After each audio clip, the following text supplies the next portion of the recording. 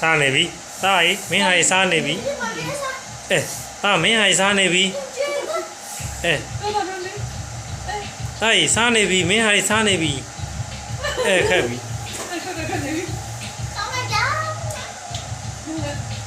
လည်းကျွေးမယ်နော်မမလည်းကျွေးမယ်နော်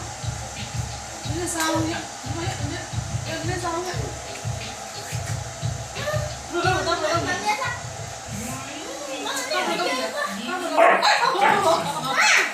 ဟုတ်တယ်လုံးနဲ့နေခလေးဟာမစားနဲ့လေဟုတ်တယ်မကြိုက်ဘူး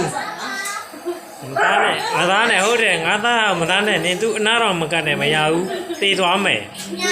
တေးသွားမယ်နေဘာမှတ်နေလဲနည်းနည်းလေးတော့သားလေးရေ